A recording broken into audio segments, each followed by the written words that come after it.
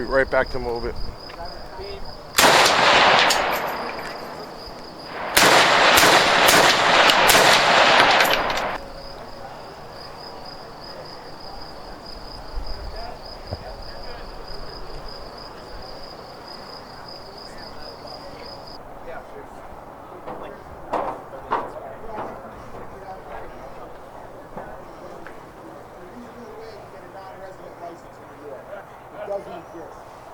Massachusetts has such a thing, as you all know, expensive, inconvenient, difficult. I don't agree with it, but it's not impossible. It doesn't exist in New York. Stop right there by the chair. Thank you. People who disagree with us say H.R. 38 creates a federal license. It doesn't create a federal license. It's real simple. It's elegantly simple. It says if you're legal to carry at home, you're legal everywhere else. That includes states like Vermont, Maine, New Hampshire, West Virginia that don't require licenses. Arizona, Alaska, all those residents can carry everywhere else. It also protects people who live in New York and New Jersey, because it doesn't say you have to have a license from your home state. It says you need a valid license. Florida does mail order licenses. They're pretty easy. So if you live in a bad state, you send off to Florida, you give them $117, and they send you back a Florida non-resident license. You can carry everywhere else. Wow. So GOA's model, the way we operate and we have operated for almost 50 years, is centered around empowering the grassroots gun owner. That's everybody here. Empowering you by providing you with information, pre-written emails. If you're a GOA member, you'll actually get our pre-written postcards in the mail to send to elected officials. So when I'm in Massachusetts, and I'll actually go to Massachusetts, I'm here, I don't mind going, I won't go to New York. There's a certain line in the sand, I won't go to New York.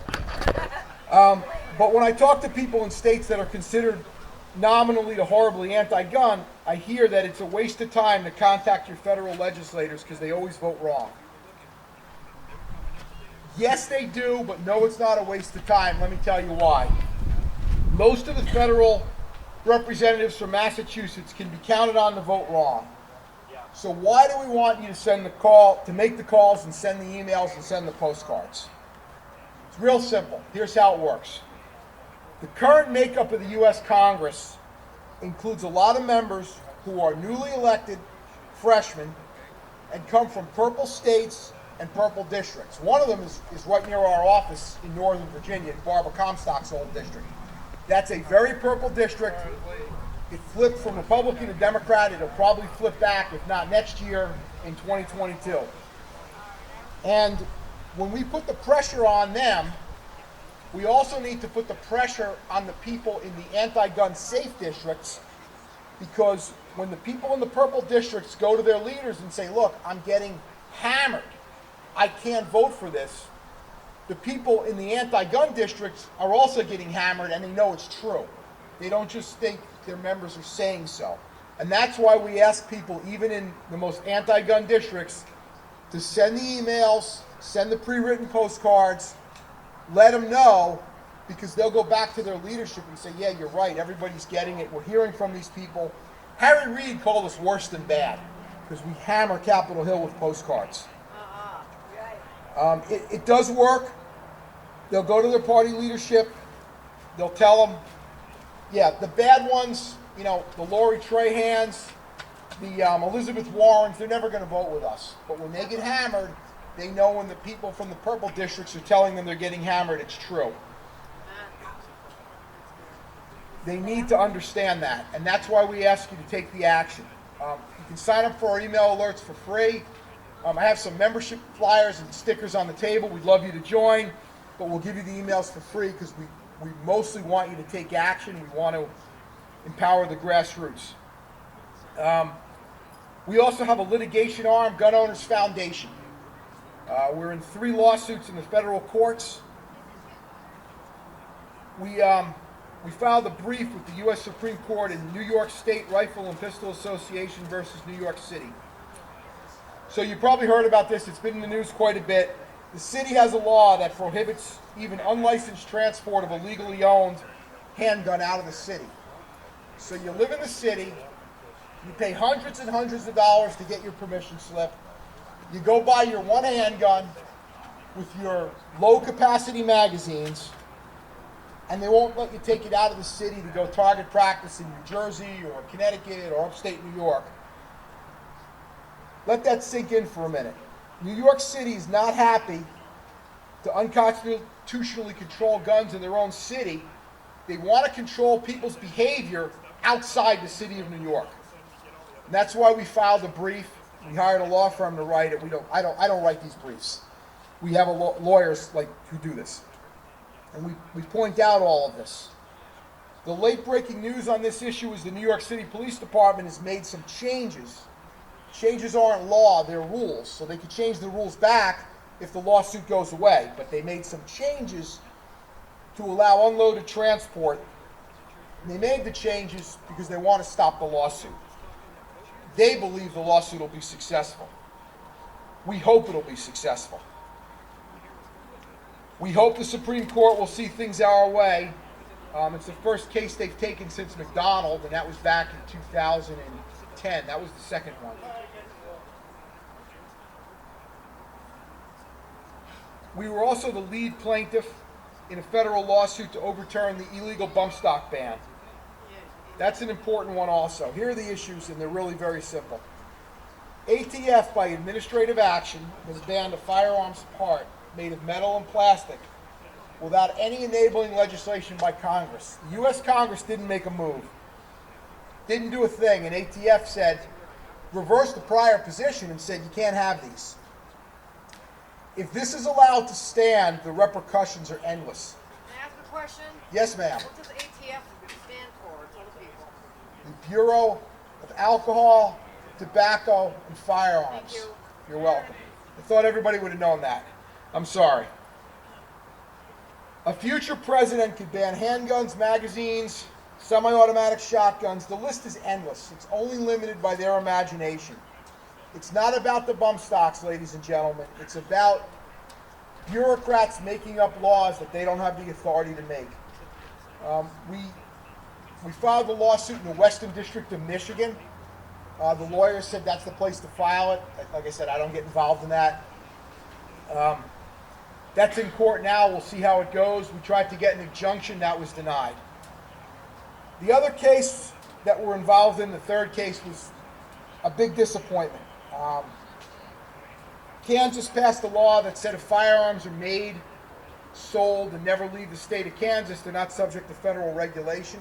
The whole federal gun control scheme is based on interstate commerce. Jeremy Kettler's a disabled veteran, and he relied on that law. Bought a sound suppressor, didn't register it, didn't pay his $200 tax. The Obama Justice Department arrested him and prosecuted him and convicted him for possession of an unregistered sound suppressor. Oh my God. And they made an example out of Jeremy. We got involved. We tried to get the case to the Supreme Court. We learned last week the Supreme Court denied our motion for cert. So that conviction stands, and the federal supremacy clause is going to gut the Kansas law. At the same time, we're pushing H.R. 775, the Shush Act, to completely deregulate sound suppressors at the federal level. Think about sound suppressors. It's a hollow metal tube with a bunch of baffles, with a bunch of holes drilled in the baffles to lower the sound of the firearm.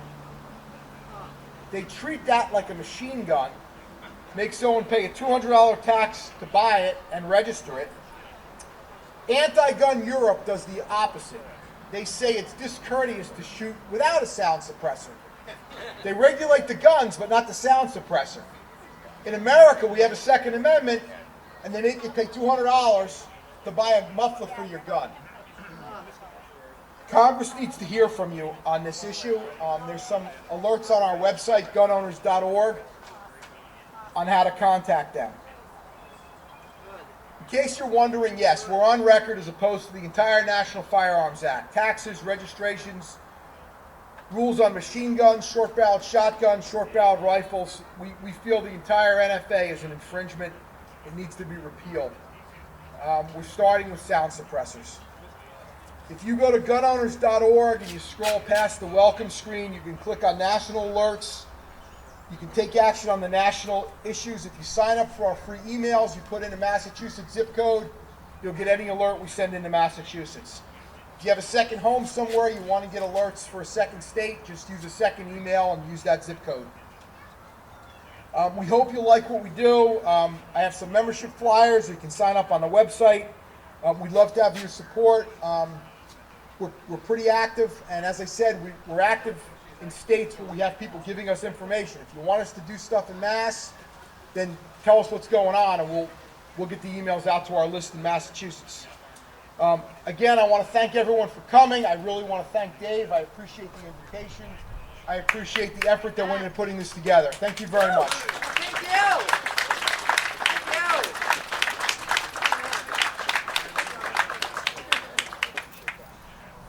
I'll step on that.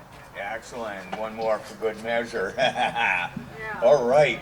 All right. You guys see why we keep gun owners on the agenda there, huh? These guys are hard at work.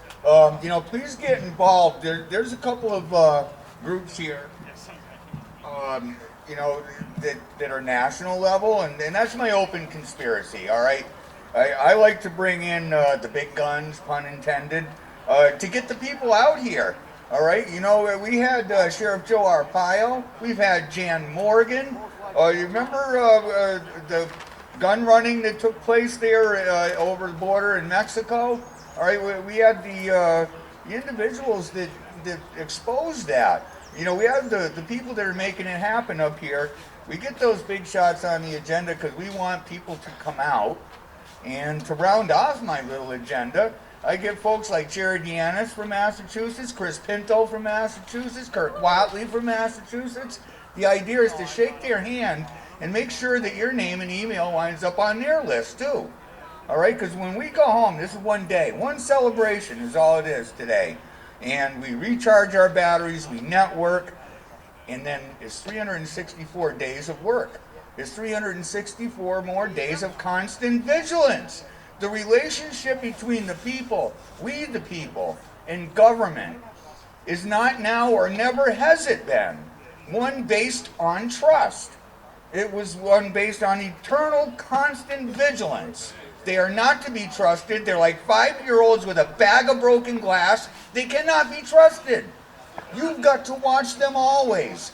Pressure always. All right, we've got to learn to push that political pain button. I'm hoping when Chris Pinto gets up here and some of these other guys, they help share some ideas. Because these politicians, they love to go out and do little press releases. They go out and do a little photo op somewhere, and they sensationalize, propagandize this stuff and roll it out. What we've got to do is be quick. As soon as they screw up, the moment they tread on our Constitution, every one of the amendments, not just the second, we need to advocate for them all. They're like, legs of a table. How many legs of a table can you kick out before it cannot sustain itself and it crumbles? We must defend every aspect of the Constitution always, and whenever one of these Republicrats decides to defecate on a portion of our Constitution, we must become masterful at pushing that political pain button. All right, make it hurt. Bring the political pain on swiftly. Let's not wait. Let's not ponder. Let's organize the relationships and the networks that are going to be built today and after today. Tap into these networks and make it hurt. I know this works. A lot of times, and the pollsters, they like to measure our sense of hopelessness, all right, and helplessness. And when that number starts to get too low, they know, and they ratchet up the propaganda. You see it on TV in great repetition. And they like to always try to think they got their finger on the pulse. And, I don't believe polls usually, but it's telling that they measure that. And with good reason. I guess if I was a pollster and as crooked as the day is long, I want to know when people are starting to feel empowered. And that's all that is. They measure that because when you start, the individual starts asserting themselves too much, they get fearful and they ratchet up the machine to get you back in place. That you have that right amount of fear. And please, don't exhibit fear. All right, when people fear the government, you have tyranny, and when government fears the people, you have liberty. Remember that. Right. Amen. So about why I'm so confident that these efforts can work. If we organize well, network well, put our differences aside and focus on those things that matter, have a goal, set out a plan, and execute. These things can work for us. And I'm going to go back to an example. I think it was in 2010 in Massachusetts. They were at the time the bird flu, swine flu, all that stuff was being talked about. And they dusted off some draconian crap off the legislative shelf and tried to pass a forced vaccine bill. Oh yeah. That's right. They just come right up and say, there's an illness and you're going to be taking our government shot. Saying no is not an option. Well, sadly, we didn't catch this. It came out of the Senate unanimous. And that's when we found out about it. We're like, oh my goodness, I can't believe this is going to pass. And we're just now finding out. Well, we set out, we organized, we got a few of us together, literally a small handful that could sit around one of these picnic tables. We put our heads together, we read the legislation, we understood the dangers of it, and we set out to educate a few people.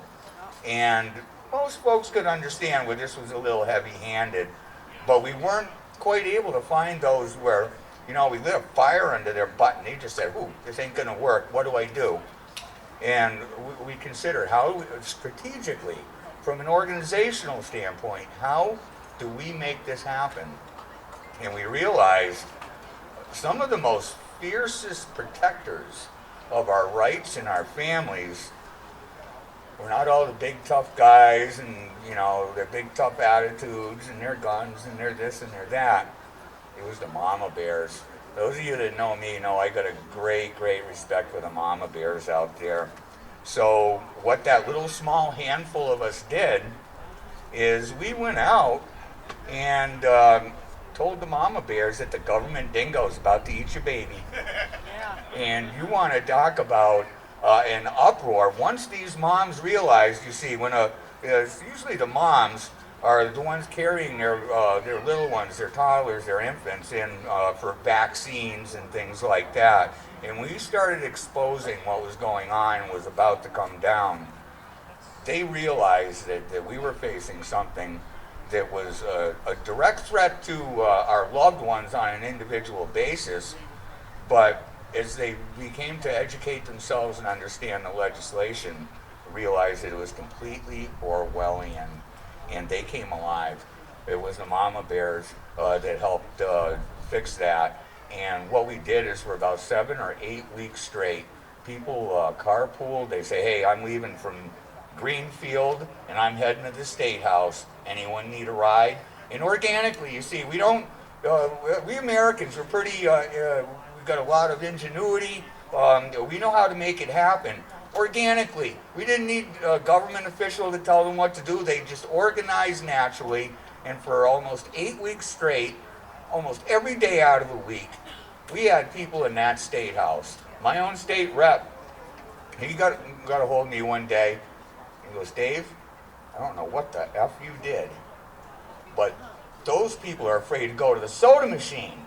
They didn't want to, and if they were in their office, they were hiding in the back. They had staffers out in the front saying they're off site, they're not even here. They were hiding in their offices. They didn't know where to go because a herd of mama bears was out there chomping at right at their behinds.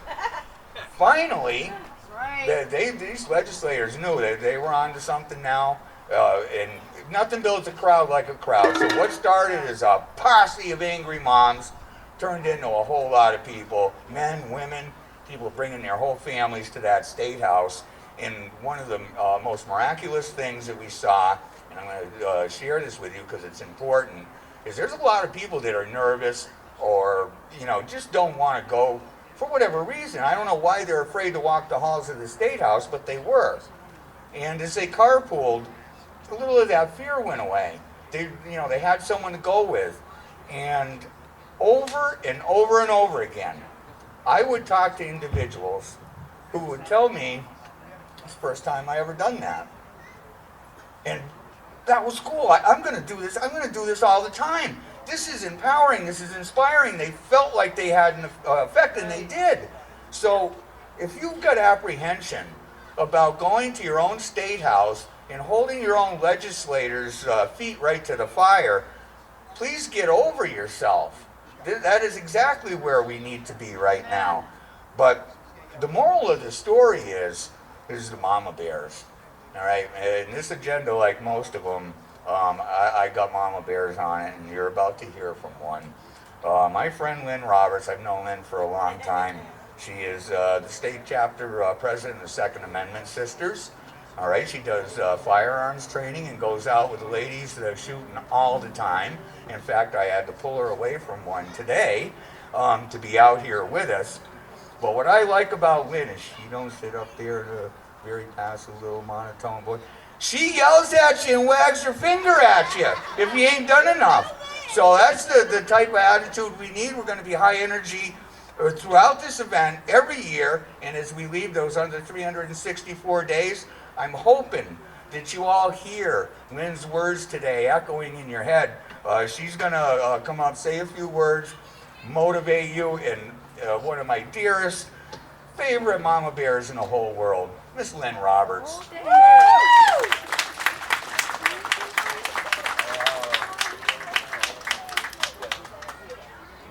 My gosh. Mama bears, can you hear me?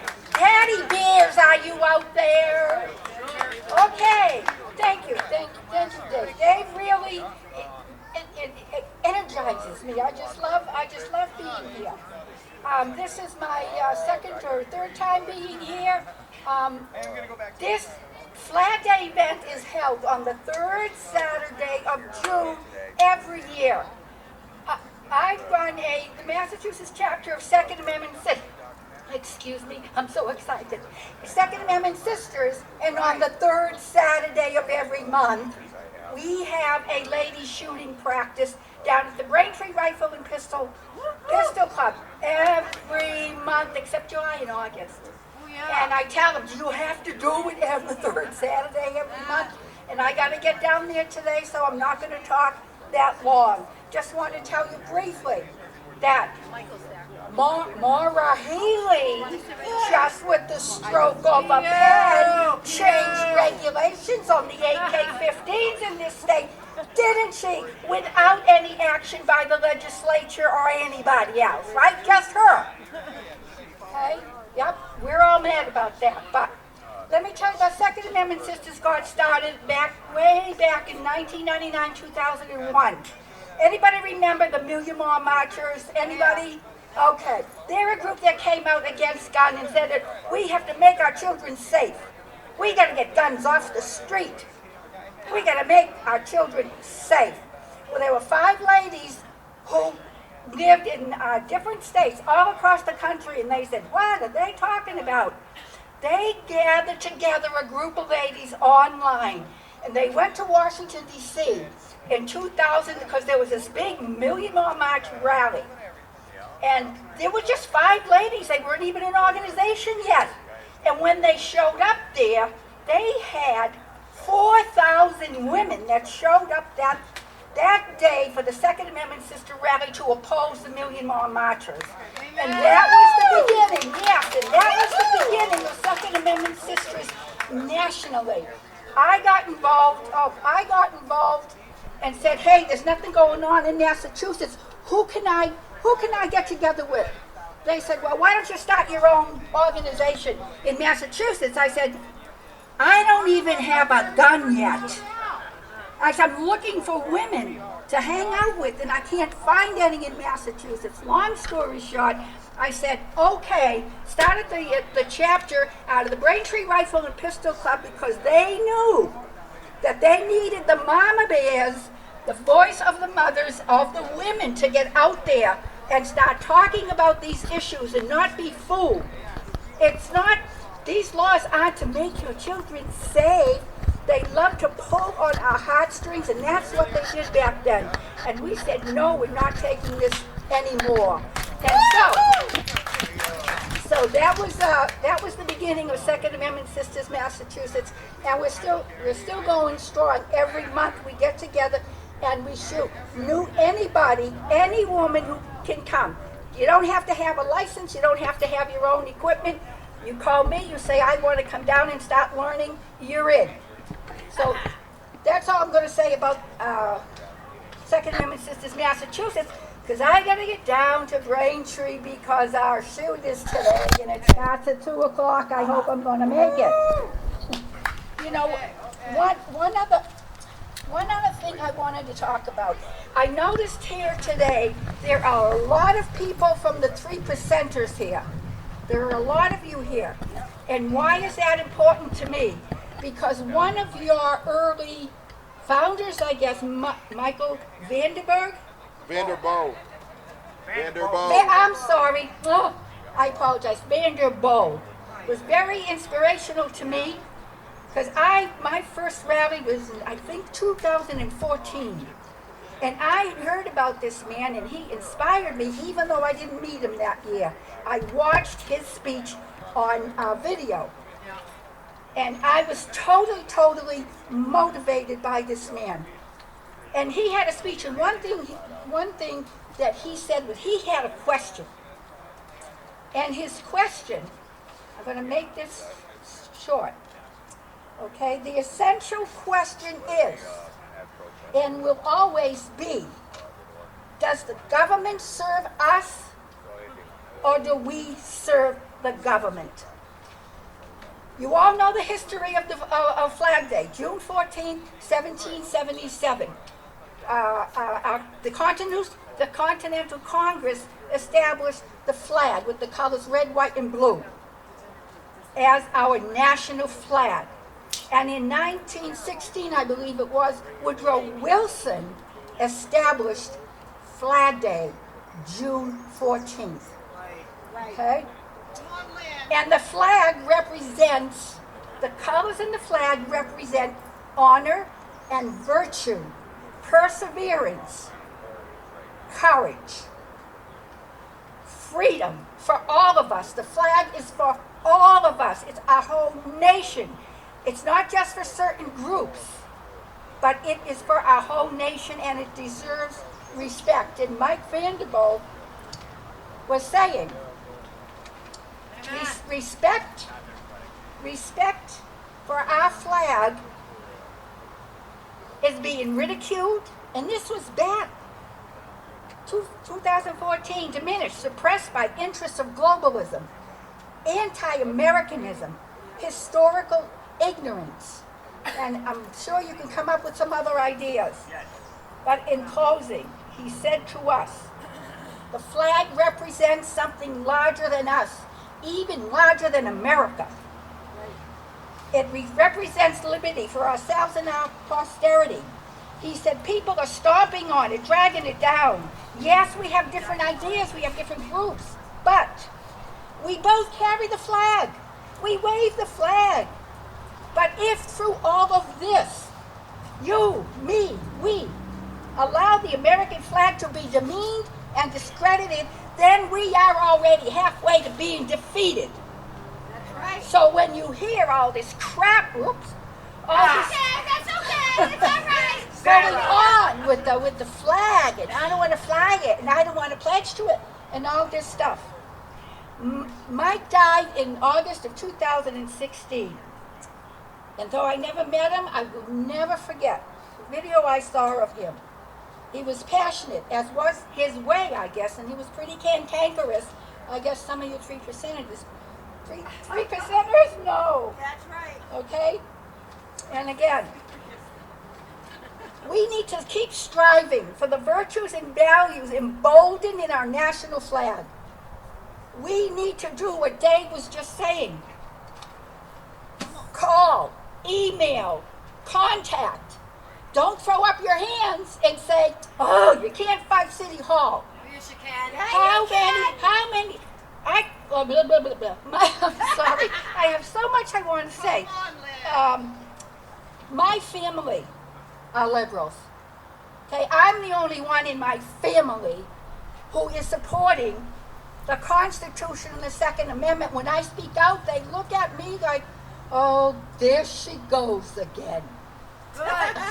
I have to say I'm thankful for my husband, who is a liberal. If he weren't married to me, he'd be a Democrat, and he'd be maybe even worse. Okay, I'm registered as a Republican. And I told him I wanted him to register as a Republican so he could vote for the things that I wanted him to vote for. Hold his hand to the fire. Hold his hand to the fire. And I mean, he helps me a lot. He assists me a lot with all the logistics and the mechanical stuff because I carry a lot of firearms and equipment and stuff to our shoots because we don't really have a home in order to keep these things. But that's for another time. Okay. What I wanted to say was just reiterate a couple of things. One, what Dave was talking about. Don't think it doesn't matter. Your silence is acceptance. Your silence is accepted. I care. Pick up the phone. The aide will answer. Yeah, this is Lynne, and I want to talk about, that stupid bill they're trying to pass. Well, I don't like it. Will you please tell my Representative John Rogers from Norwood, Massachusetts, and I don't like that, please. Okay, you will? All right, are you sure? Okay. You did it. I did it. I gotta tell you, my first call was like that years ago. It's not like that anymore.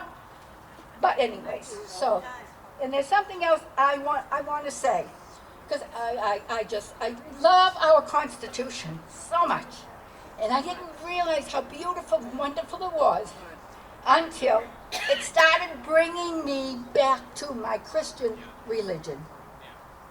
And I realized that first commandment, you shall have no false gods before you. So when we start worrying and caring about all these things, money, status, how many clicks on Facebook, things like that, I'm like, oh my God, the Constitution really is based on the Christian values. I was psyched. I just couldn't believe. I realized that, and I thank you, God, and pray to God every single day. Amen. Because I am a Christian now, and I got myself fully baptized. Amen. I got myself into the tub, so I was fully immersed. All right. I wasn't sprinkled. I was brought up Catholic. Nothing against, please, nothing against the Catholics. But Bible says you get fully immersed. Oh, I shouldn't go on with this. Anyways, I did. But I want to tell you I'm happy to be here, and if I could just do one more thing. When the pastor was talking, he talked about protecting our spirit, that our spirit be strong. And I just want to read something from Ephesians. Put on the full armor of God so that you can take your stand against the devil's schemes.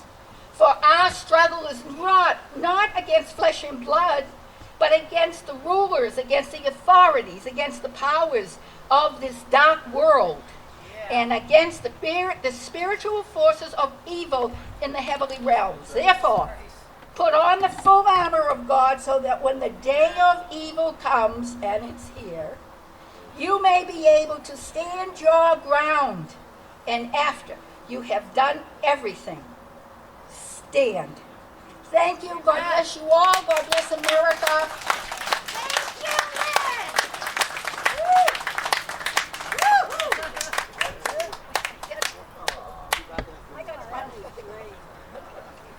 Jamie. All right. Jamie. There's one of our mother bears right there. Lynne does some great stuff. Any of you ladies out there that are looking for some training, to fine-tune your shooting skills, please get a hold of Lynne. We got several, in fact, 2 or 3 folks that are on the agenda today are instructors. So, again, shake hands out there. The idea, I love the speech as always, but these people are here. Introduce yourselves, shake their hand, and ask some good questions. and do some networking here. It's what we're going to be doing. Again, reminder, the grill's still on. If you guys are hungry, filter in and out as you will. There's great food right in there through that door. Help yourself as you will. The kids stuff going on from 1 to 4, a little reminder there. And a little bit about the rally in itself. We've always kept the price at the same thing, 25 bucks. The way I look at it is we're really not out to make money. We're trying to network and make new friends, grow our family larger, make what we do more efficient, more productive. So it's never been about making money. It's about just not going in the red. There's no other events that I'm aware of. You know, for $25, you get a day-long event. Usually, you know, you're lucky if you get a little meal or a single speaker. So we want people to come, and we don't want price to be an issue. So we've always kept it low. For that reason, I am as nervous as a long-tailed cat in a room full of rocking chairs every year about this time, as we just don't know that we're going to make it. And what usually puts us over the top to the point where we're just in the black and not the red is some of the raffles. So we got some great stuff as usual. We have a big general raffle up there. All this stuff's on display up on the table. Please check in with the ladies up there and buy some raffle tickets. We've got a wonderful inline black powder over here. As the speakers are up, you know, stop over here, grab a ticket. They're only $5 each. Someone's going to walk out of here today with that. And it's these few raffles that are going to put us over the top and you know, just get us in the black so that we're, you know, like I said, the prices are low for a reason, and that's to get people here. So help out if you can. We would greatly, greatly appreciate it. Our next speaker, if you're on the internet, YouTube, Facebook, whatever, and you're at all interested in firearms and some of the gun control legislation that's come our way, I'm sure you have probably seen the videos of Jared Yanis and Guns and Gadgets. He is out there. Yeah, he is out there every day, and he's surveilling and keeping an eye on all the states. And this is important for us. You know, we can't just put blinders on and you know, ignore the fact that gun control attempts are happening all over, because it does matter. And if we're smart, we look at how they're doing it, the tactics they're using, and we prepare ourselves because it's going to come here.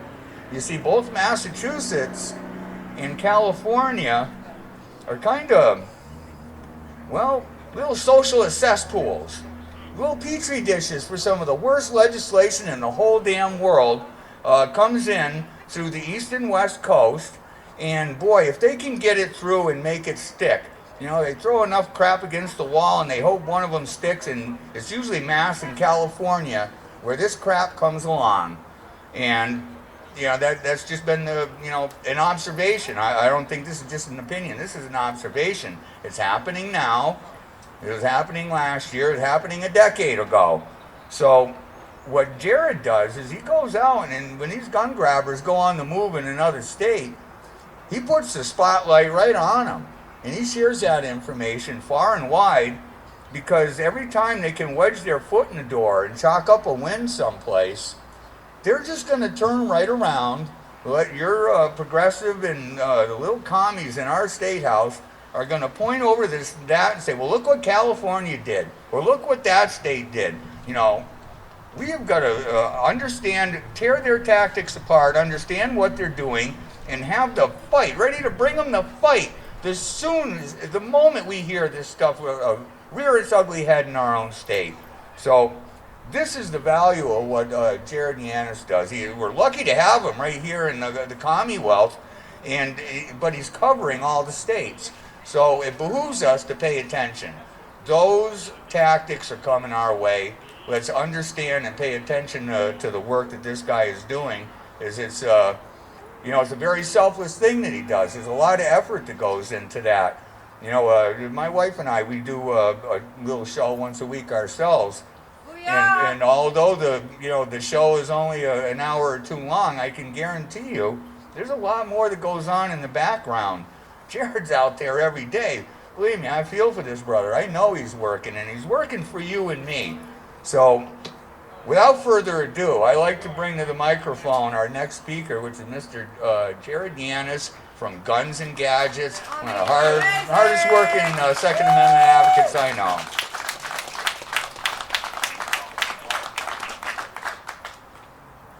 All right, thanks everybody. First off, I want to say thank you to everybody who has helped me put this together. The Oath Keepers, AP3 for doing the security, making sure everybody here is safe. The event staff for cooking. Notice I'm thanking people because I'm about to tell you things that are going to piss you off. There's some information on the tables. I've given you guys stickers and stuff, so you'll like me. But what I'm about to tell you is concerning, and I started putting this message out about 10 days ago, and it's getting a lot of people upset. But I'm doing this to open your eyes because this is happening, and unless you're paying attention, you don't even know what's happening. So before I decided to do this speech, I changed this 4 or 5 times. I finished writing this at 8:30 this morning, and I decided to be true to what I'm doing rather than make sure I don't piss off people. So here we go. My name is Jared, and I operate Guns and Gadgets on YouTube and other platforms. I focus on Second Amendment bills and laws from all around the country, as Dave said, whether they're good, bad, or ugly. Lately, there are not many good ones. I try to bring that news out days before you hear it on the mainstream media, if you ever hear it there at all. Because I focus on the many ways our Second Amendment is under attack, I've noticed a troubling trend that I'm here to talk to you about. This trend I believe Americans need to be aware of, and as a result, I'm going to say some things that will upset you. I ask you to please hear me out because it is true, it is happening, and they're preying on our ignorance. We all know that the Second Amendment and many other constitutional rights were under constant attack during the Obama years. I remember myself feeling relief when the 8-year assault on the Second Amendment was coming to an end. In fact, the front runner during the new election cycle even said those exact words. We had a new unorthodox candidate whose path to the White House ran right through the perceived war in the Second Amendment. Donald Trump said the right things, and he won the presidency. Then we got complacent. We relaxed. We thought we had somebody in the White House who would do all of our bidding. That's where we went wrong. While President Trump has done many great things for our country, his claim to be the champion of the Second Amendment has not necessarily played out the way we had hoped. And I'm going to prove that to you today. Also know that the eclectic mix of characters in the swamp have also played a huge part in this. It's not just him, it's not just any one person. Like I mentioned, I did a video last week that called out the times when President Trump has failed the same Second Amendment that he's promised to be a guardian of. Surprisingly, that resulted in quite a bit of friction for me. President Trump has done many great things, and only in half of a term. He's done more in half of a term to make America great again than many presidents have done in their lifetime. I'll give him his credit. Much of which has helped, like I said, make America great again. But there are some trends that we need to be aware of. When speaking at the NRA convention a few years ago, President Trump said, and I'll quote, "No longer will federal agencies be coming after law-abiding gun owners." The opposite's been taking place for quite some time. He also said, and again I quote, "No longer will the government be trying to undermine your rights and your freedoms as Americans." Really? And then he said, "As your president, I will never, ever infringe on the right of the people to keep and bear arms." That's why I'm here to talk to you today. Then the Marjorie Stoneman Douglas High School shooting, that happened in Florida. Since then, everything has gone out the window. And it's by design. The onslaught on our right to defend ourselves, our children, our loved ones, and our neighbors is clearly in the crosshairs, more so now than ever. In the weeks that followed the shooting, President Trump voiced his support to raise the age to purchase long arms to 21 years old. Even though hundreds and thousands of Americans in that exact range of 18 to 21 carry machine guns every single day in defense of our country all around the world. Apparently, they're just not man or woman enough to carry a semi-automatic firearm here at home anymore in the government's eyes. Then he supported more restrictive background checks for firearms, which are already taking place, by the way.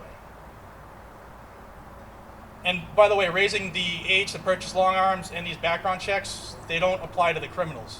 It's just to make it more difficult for you or I to have our individual liberties. Then President Trump instructed his ATF to redefine a piece of plastic as a machine gun. The bump stock ban was on, an illegal ex post facto law that made your previously legally owned piece of plastic a felony to own. Your choices were clear. Destroy them, as Big Brother has instructed, turn them in, or become an outlaw. Currently, on behest of the Trump administration, roughly 500,000 bump stock owners continue to be outlaws, many in this state as well. No, Massachusetts, right? This is all happening while challenges to this ban continue to drag through the courts, as you heard from Alan Rice. Oh, and by the way, the Supreme Court, fresh with their new Trump appointees, refused to step in when they easily could have. They didn't. Then the worst came, so far that is, because it changes daily. There was a little-known movement by the Democrats to circumvent the Second Amendment and disarm Americans. Little known, if you didn't watch Guns and Gadgets, that is. So, if you haven't subscribed already, I don't know what you're waiting for. The movement was called ERPO, which stood for the Extreme Risk Prevention Order. Some states call it the Extreme Risk Protection Order. Some call it a myriad of things to make it sound fluffy. But it's also known as the Red Flag Bill. These bills violate all of our rights, and I'll tell you how.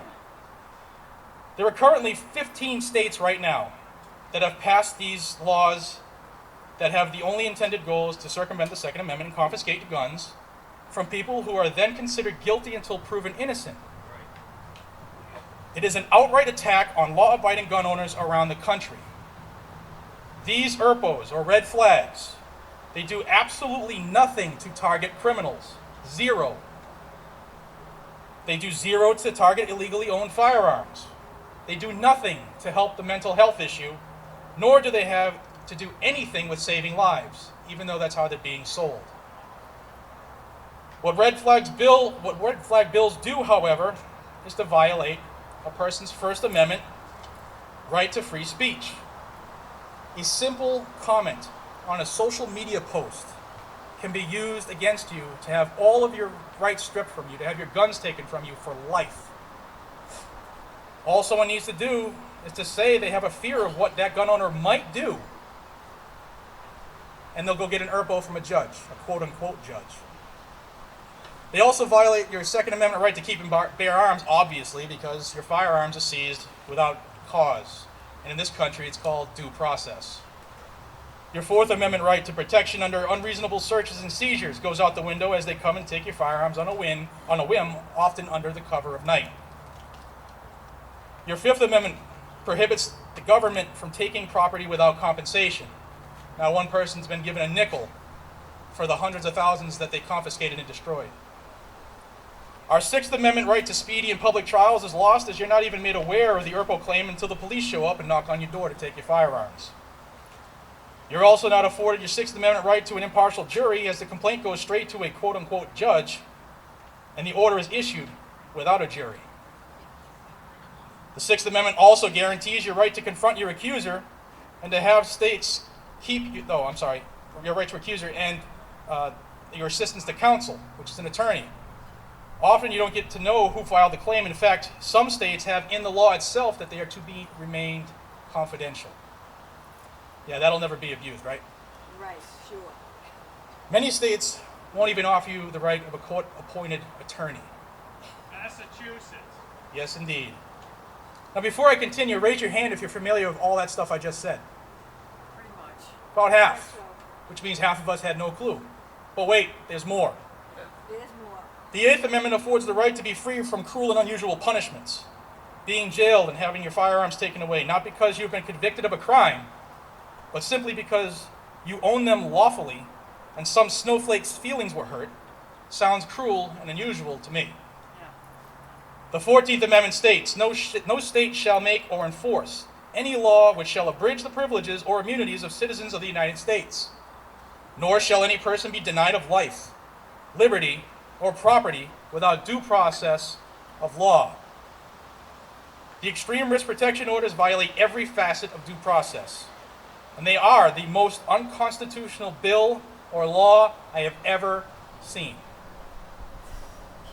Such laws are now on the books in California, Colorado, Connecticut, Delaware, Florida, Illinois, Indiana, Maryland, Massachusetts, New Jersey, New York, Oregon, Rhode Island, Vermont, the state of Washington, and the District of Columbia itself. Currently, as I'm talking to you right now, more than 12 states are trying to force it on their residents immediately. At a televised conference after meeting with all 50 governors, Vice President Mike Pence asked Donald Trump himself on TV about these red flag laws. He specifically mentioned keeping due process protections in place so that nobody's rights were trampled. To which Donald Trump interrupted and stopped and said, "Or Mike, take the guns first, go through due process second." That's the President of the United States violating the Constitution in front of everybody's eyes, enforcing the fact that he doesn't want to go to courts because it takes too much time, in his own words. That unleashed a plethora of these bills in every single state. There are currently 4 federal red flag bills pending right now, submitted by the likes of U.S. Senator Lindsey Graham, Republican, South Carolina, Senator Richard Blumenthal, Democlown from Connecticut, Right. Senator Marco Rubio, tiny hands, little Marco, Republican, Florida, and U.S. Representative Lucy McBath, Democrat of Georgia, was the last to get in last week. Senator Graham has even gone on record stating that he wants to incentivize states to adopt their own red flag laws if they haven't already. Folks, that is political speak for bribing states to enact these unconstitutional laws in exchange for money. And mark my words when I tell you, as soon as he said that, 10 more bills were filed. So the states want that money. In 2018, more than 1,700 orders allowing guns to be seized for weeks, months, or up to a year were issued by the courts under these red flag laws. 1,700. This figure is higher because California wasn't compiled into that data. They didn't release it yet. In Maryland, which only passed this law in October, at the time of my gathering of information, 302 extreme risk protective orders were issued in the first 3 months. In fact, one gun owner was murdered because of this red flag law. Murdered. Trump's Federal Commission on School Safety even had the gall to recommend that all states adopt a red flag law. They even laid out a path to successful adoption and listed the key parts to include in the bill to achieve this success. We are starting to fight back, however. In Colorado, just over half the counties have passed resolutions declaring themselves Second Amendment sanctuaries, in which they discourage their judges and sheriffs from issuing and carrying out all of these illegal orders to seize weapons. Several towns in Rhode Island have also followed suit. This has to continue. More recently, a lawsuit was making its way to the United States Supreme Court, and it was a case surrounding silencers and whether or not they were protected under the Second Amendment. That case was very strong, and it had a very good chance of nullifying the National Firearms Act, like you heard Alan Rice from Gun Owners of America talk about.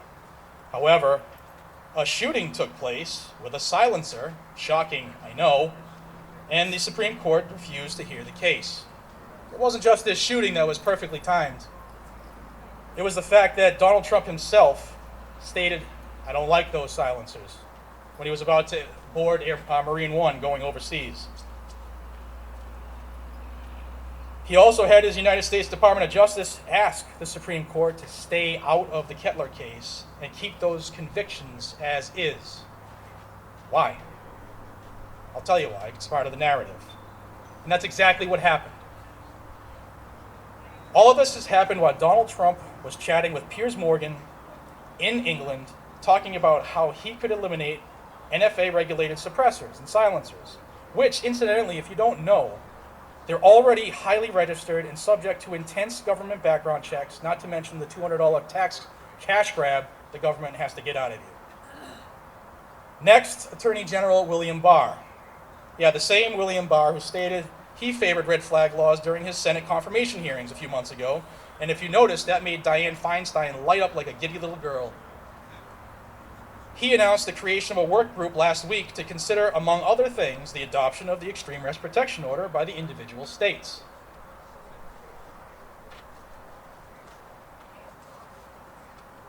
And paper friction. Lastly, House Speaker Nancy Pelosi. Oh, plastic face. Plastic face. She has loaded the Violence Against Women Act.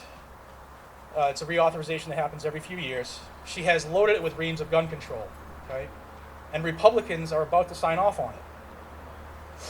Under Section 801 and 802 of this bill that she has added, everyone you've ever dated in your life can bring a secret ex parte proceeding to strip you of your guns. It's a new, tweaked version of the red flag law. Why is it that our own government is trying so desperately to disarm the common Americans? Why? Because they fear us. Because without us, they don't get to have their ultimate Agenda 21. They don't get to have the ultimate control. This brings us to the next election cycle. Like I've said, Donald Trump has promised us that he would be the best Second Amendment president in history. And thus far, it's not been the case. Now, that doesn't mean that I wanted Hillary, that I think Joe Biden's great sniffing women's hair. It doesn't mean any of that. But what it does mean is that we need to pay attention. And what I do is I call people out when they violate what I love. Whether they're a friend, whether they're somebody I voted for, or whether they're what's the flavor of the month. There's still time to turn things around. Donald Trump could easily fix it by changing his positions on bump stocks and suppressors, and he'll win big again. You can still support somebody and hold them accountable. Correct. You can also call them out in areas that they're not doing well in. Like I said when I started, he's done a lot of great. A lot of his stuff is increasing trade, the economy. It's fantastic. But I don't let him trample on my Second Amendment. Betting against the Second Amendment has never been a winning strategy for Democrats or Republicans. We must ensure that the elite politicians hear our voices. You can do this by supporting those who support you. I say that a lot in my videos. We, the people who cling to our guns, make up a huge group nationwide. However, that group is extremely fractured. You hear people refer to shotgunners as FUDs. You hear people call people who want tactics or self-defense stuff crazy people. We are as fractured as it can get, and they use that against us. We argue with each other over the littlest things when we should be banding together at all costs. We can make our voices heard, and we should start doing it now if you're not already. Just here today, you've heard from Gun Owners of America. You have other groups, Mass Gun Rights, Daughters of Liberty, Second Amendment Sisters. There's too many to name. Each one of these has a goal, has an agenda to help keep our rights intact. You should be donating to those organizations and those like them. A cup of coffee a month goes a long way when you're an activist who's struggling to pay for bills. There are other ones nationwide, Firearms Policy Coalition, Second Amendment Foundation, Com2A. Like I said, there's tons of them. The list is long in each state, and they each have their own worth. Well, they're each worthy of your support. We must hold politicians accountable. Call them. Write them. Let them know their time is up if they violate the Constitution. All too often, like you've heard today, people say, it's not going to matter. Do you know how many times I've called Elizabeth Warren? Do you know how many times I've emailed her? Do you know how many times I've written her?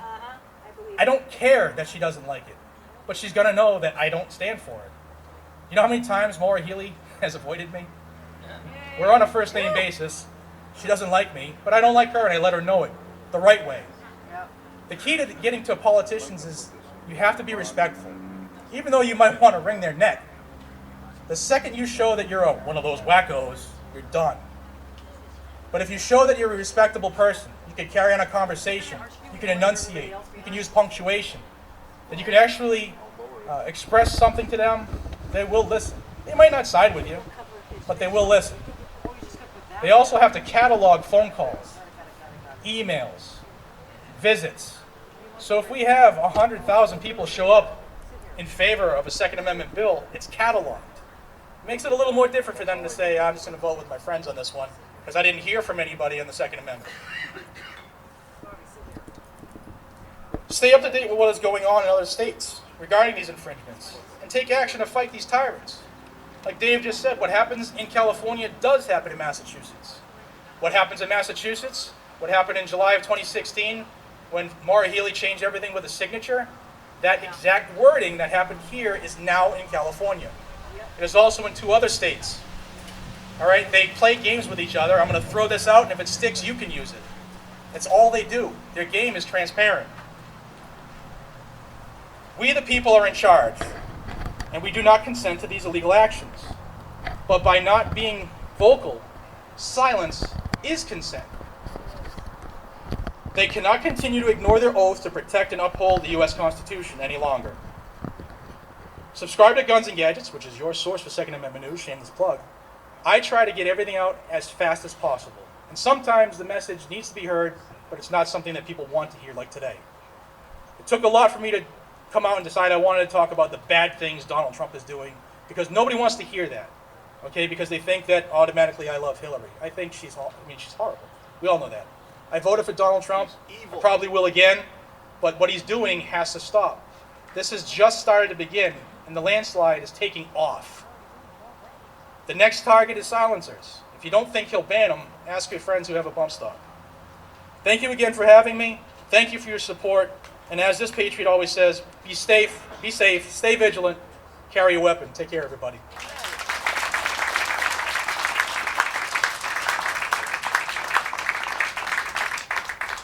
All right. Yeah, boy, I tell you, Jared's hard at work out there every day. Please subscribe to his channel. Check those videos out. It takes only a moment to share them. Create a little watch party or something, and those of you there right now who support what we're doing, click some pictures of yourselves with a guest. Share those up there and share the word, because that's what this is about. We don't have an advertising budget.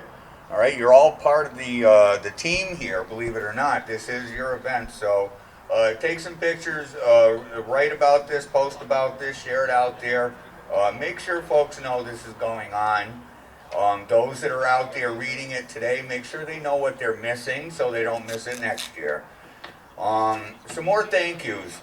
There's been a couple of groups that were alluded to earlier, and I want to mention again that both Oath Keepers, 3%ers, a number of groups out there have stepped up and helped me out enormously every year, and I really want to thank those guys, because in the day and age that we're in, I know you've probably seen the news clips, where constitutionalists and conservatives get together, they sometimes turn into riots. Antifa, look at what these people are doing out there. There's a group of kids who claim to be anti-fascist, who want you to do things that indicate that they don't know what fascism is. They really don't. And they're violent. They can't come up and challenge you intellectually. They come up and they will call you names. And when you lead with name calling and crap like that, it's because you don't have an argument. And going into the upcoming elections, what I sense, this is my opinion, is that those of us out there that are decrying to our elected officials to start living by the Constitution are going to be denied their speech. All right, these folks feel that speech needs to be expanded for their views and literally removed from those that think otherwise. So be ready for a bumpy ride as we go into 2020. I can see people out there, if you support anyone other than a progressive or a flat-out communist, and these groups are around, I expect trouble. I've seen nothing but that. There's people sitting under this tent right now who have gone out to do nothing but exercise their free speech, had their booths and their equipment and their belongings trashed. Just because they were talking, just because they wanted to talk and be heard.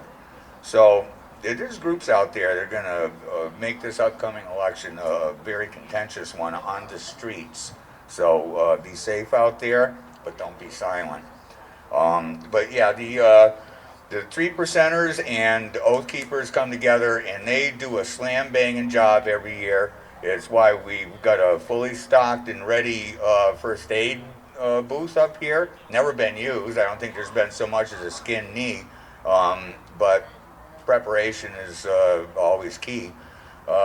Security people come in here every year, and I want you to come to the event, and I want you to leave at the end of the day knowing that you just spent the afternoon on probably the safest piece of territory in the Commonwealth of Massachusetts. And thank you to those guys for what you do. Now, I just got word Barbara from Harlem is on her way. She's on the Mass Pike, and Barbara's going to be here. I often describe her as lightning in a bottle, and for good reason, you'll hear. Yes. Our next speaker is Mr. Tom Deweese of the American Policy Center. Now, I mentioned Agenda 21 earlier. One of our usual guest speakers at this event, almost every year, has been Hal Shurtleff. What a busy guy he is. You heard of Camp Constitution was mentioned earlier. He runs a great camp up there now for kids. That is what his focus is. That's what his passion is. He and I spent over 3.5 years. We hit every one of the 13 original colonies and then some. We have spoken in this state and every state around us, trying to educate people on Agenda 21. And, you know, this is something that it was an evolution for me. Is my degree in college is in the environmental sciences. I've worked for conservation as a department head for over a decade now. And I remember years ago when this UN Agenda 21 was introduced to me, my first reaction was, oh man, I mean, I realized that the document's real, but they ain't never going to do this. I mean, it literally scraped homes off the face of the earth and depopulation. And I said, it just can't be. You know, I started looking around to see, you know, who else knows something about this that I might be able to learn from, because I don't like to go out and open up my pie hole till I know what I'm talking about. So I hit the internet, I hit the library, I did everything I could to learn more about this agenda. And without a doubt, one of the first names that I ran into was Mr. Tom Deweese. And boy, he has been at it a lot longer than I have. And he made all those pieces of the puzzle come together. And I look back and I remember my original statement where I said, yeah, they can't just scrape homes off the face of the earth. Well, yes, they can. Yeah, absolutely can, you see. When your town goes in and lets a section of your community go to hell in a handbasket, because you see, community development money and the grant money that comes in is only for those low-income areas of your town. All right, the rest of your town can rot into the ground, but those areas are where they'll put redevelopment money. Well, their plans aren't working because they wind up with ghettos and blighted areas. And blight's a word that they like to use. They apply it to zones, all right? A blight zone, a redevelopment zone. They're pretty much the same thing. And once your town puts that zone over a geographical area of your town, and I promise you, government never puts a boundary or a zone around anything that it doesn't plan to regulate and tax to the extreme. Well, when they come in and they say, well, this is a blighted zone, redevelopment, everything in that zone now is a target for just a simple taking. So will they scrape homes right off the face of the earth? Yes, they will.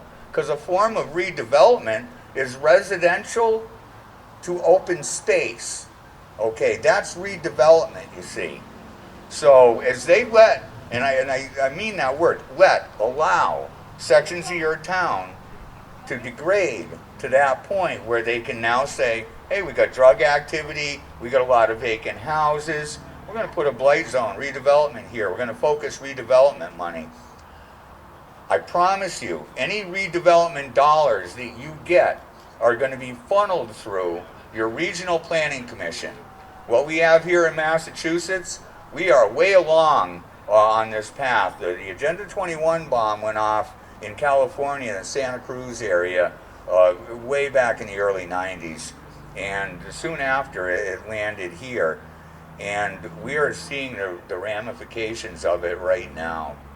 It is coming at us from every angle. Common Core. Who's heard of Common Core? Chapter 36 of Agenda 21. Go read Chapter 36. This document is downloadable. It's not a conspiracy theory. It's a printed document agreed to in 92. All right, George Bush signed it into soft law. The very next year, 93, Bill Clinton created the first President's Council on Sustainable Development. You might ask me, where'd that term sustainable development come from? Well, that came from a woman named Gro Brundtland. She was a prime minister in Norway, socialist nation, you see. She's not only a socialist, she's kind of the socialist. I believe she was the vice president of the International Socialist Party. Well, she wrote a report for the United Nations called Our Common Future. And it is in that report that sustainable development, the term, was first coined. So if you don't think this is a global thing, if you think this is just a flowery, feel-good American sustainability effort, think again. Type in the name of any country in the word sustainable development, and their global to local plan will be at work there too. So, yeah, I came to realize that it was here and that it's real. I started looking for those documents and connecting the dots. I didn't want to go out too early. I knew something was wrong. I smelled the rotten body under the porch, and I kept looking. Jared talked about Republicans. You know, some good Republicans and bad Republicans, just like Democrats. But do not think for 1 minute the establishment Republicans in this state are going to protect your property rights. Their general counsel, their lawyer, their mouthpiece for the GOP in this state was a creature named Vincent DeVito. Anyone hear of that numbnut? Yeah. Well, here's a guy. He's a partner at a company, a law firm called Bowditch Dewey. And it is their main business to sue municipalities because they are not green enough. Like our municipalities have a lot of money to feed more lawyers and deal with this. Well, here's this guy out there suing towns because you're not green enough, you're not renewable enough, you're not sustainable. And I keep looking and digging. I knew I had a problem here, bad apple in the bunch. And sure enough, up comes a 2010 grant application to HUD. All right, this is an extra constitutional agency. All right, we throw around the word unconstitutional all the time. There's three possibilities. There's constitutional, in line with the Constitution, mandates from the Constitution.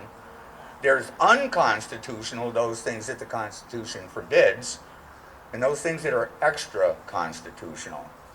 They're not forbidden, they're not required, they're things that can be done, but you're in a big gray zone.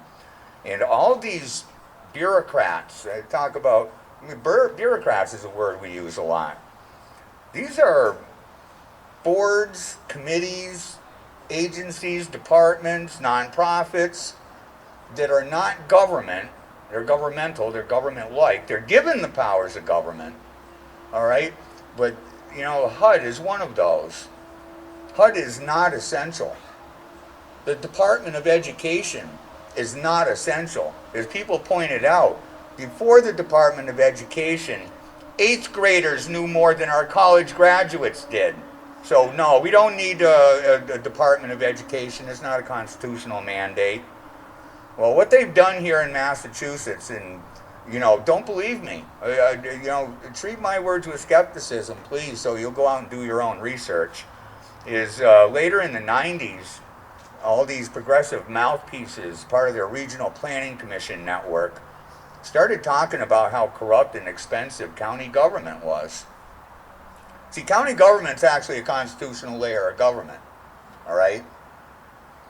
Well, yeah, there was corruption, yeah, there was waste, and that is what government does and does best. So they began to disassemble county government here in Massachusetts, to the point now where you don't really have county outfits. We got county boundaries. The boundaries are all there. You know, it looks nice on a map. But it's regional planning commissions that bring this stuff into your town. You're not getting it from county government. You're getting it from bureaucrats who you cannot elect out of government.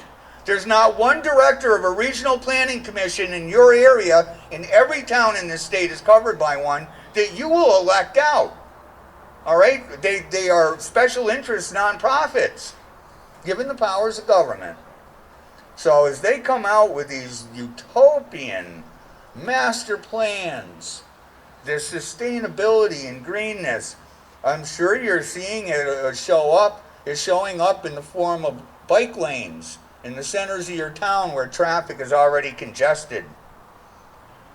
All right? When you go down the road and all of a sudden there's a big concrete island, these beautification and traffic calming measures. These are things put in place just to piss you off while you're going back and forth to work in your loved one's house. Is to make it miserable that private transportation is as miserable as it can possibly be. They want to get you in mass transit, which we can look at the trains up in the Boston area. You know, they're almost forcing people to take the bus. It's a financial loser. Great big, just a sinkhole. A lot of open cuts here.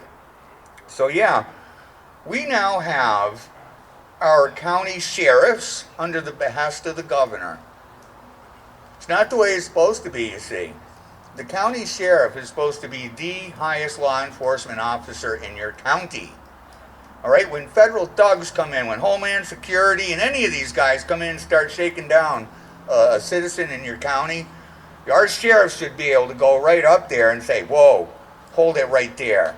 You knock on my door. You prove to me that one of our own is doing something wrong and nefarious. You do not just go and step on their rights.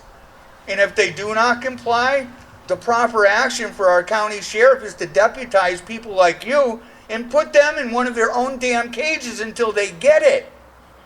But that's not where we are. Our governors now are in complete control of our county sheriffs. They're glorified babysitters over at the jails. That's not the power that they were supposed to have. But this is all part of this new sustainability.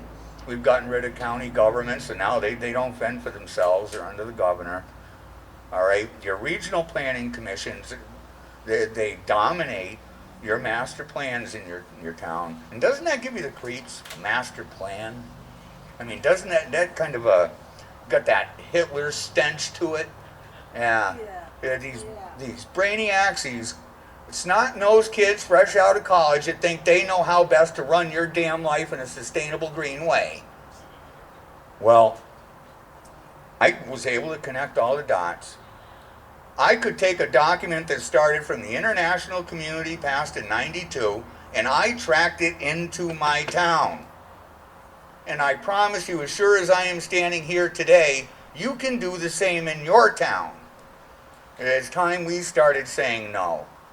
We've got to start asking our selectmen, our city councilors, our legislators, put us on a track for a discussion on how we can withdraw ourselves from membership with these entities.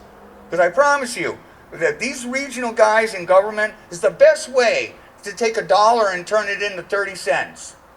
Yep. All right? Along with a whole bunch of regulation and policy ordinance and code. Rain taxes. Imagine that. Every square foot of impervious area on your property, your roof, your blacktop, whatever. Is there anything that they won't tax? I found nothing. Is there any amount of debt they're unafraid to reach? I've not seen the sky's the limit. Unless they run out of paper or ink, the Federal Reserve is going to keep printing money. and they're going to keep spending it. And we no longer, it's not a requirement that we approve it anymore. All you got to do is elect the wrong person, you see. Well, our next guest is really just opened my eyes. I credit Mr. Tom Deweese for really doing the early legwork here in exposing something that is not a conspiracy theory. It's a 40-chapter document you can all look up on your smartphones right now. Right. And you will find every aspect of your life has already been planned out for you. Yep. And it's up to us to recognize how it's going to slip into our towns. Well, their tactics, and that's what they are, they're elusive, deviantly brilliant tactics that they use to push these really horrible land use policies, these policies on what your kids will learn. And you parents out there, stop thinking, that you have any control over your kids here. You see, they're going to make good global citizens out of them if it kills you, and it might. I learned an awful lot, and the tactics that were used to get us where we are now is the same thing. I saw a big parallel between what's going on with the land use and the sustainability community and those that are after your guns. They use emotion, they use fear. They'll never use the Constitution, because if they point to the Constitution for advice on guns, they're going to find a very short Second Amendment that says militias are necessary, and when it comes to government's role in gun control, it is shall not infringe. This is easy. So when government says, hey, about guns or ammunition, I was thinking maybe we should, no. That's when you say, no, stop thinking. You've got it wrong. No. These are our guns, and you may not have them. I'm seeking 100% non-compliance with tyranny. All right? I'm telling you, don't give up your guns. There is nothing in law, all right? And legal and lawful are two different things. Law is by nature of its own definition in line with the Constitution.